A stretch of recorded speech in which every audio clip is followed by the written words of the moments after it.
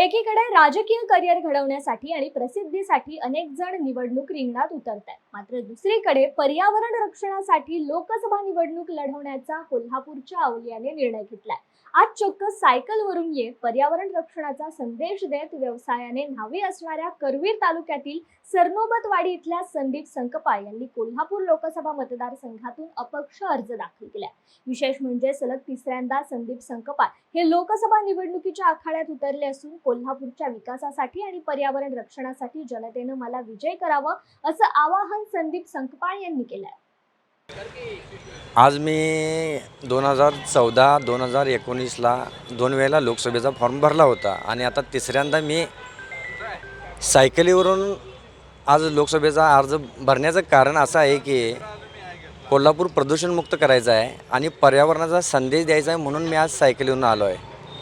आणि पंचगंगा प्रदूषणमुक्त, तसेच रंकाळा प्रदूषणमुक्त व कोल्हापूर कचरामुक्त ह्या संकल्पनेसाठी आज मी सायकलीनं प्रवास करत या ठिकाणी लोकसभेचा अर्ज भरण्यासाठी आलो आहे। कोल्हापूर जिल्ह्यातल्या मतदारांना काय आवाहन करतात? कोल्हापूर जिल्ह्यातील मतदारांना मला आवाहन करायचं आहे की कोल्हापूरचा विकास करण्यासाठी मला मतदान त्यांनी करावं आणि कोल्हापूरचा विकास मी करण्यासाठी आज या ठिकाणी लोकसभेला उभारलो। तुमचं नाव सांगा आणि व्यवसाय काय करता? माझं नाव आहे संदीप गुंडोपंत संकपाळ। माझा व्यवसाय आहे सलून। नाभिक समाजाचा मी व्यक्ती आहे, संदीप गुंडोपंत संकपाळ। मतदारांनी तुम्हाला मतदान का करायचं?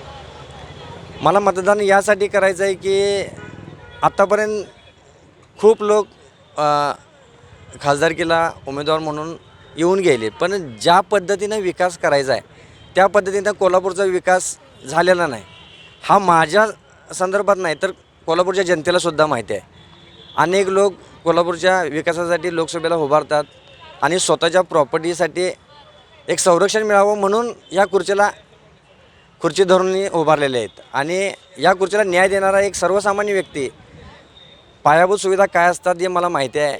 माझ्या व्यवसायाच्या माध्यमातून असेल किंवा मी आजपर्यंत खूप काही समाजकार्य केलं आहे। मग भरपूर गोष्टी आहेत की जनआंदोलन उभा केले आहेत। पाण्याचा प्रश्न असेल, तसेच टोलचा प्रश्न असेल, तसेच स्वच्छ कोल्हापूर या माध्यमातून मी अनेक आंदोलनं केली आहेत। म्हणून मला कोल्हापूरवासियांनी मतदान करून भरघोस मतांनी निवडून द्यावं ही माझी अपेक्षा आहे आणि यासाठी मी उभारलो आहे।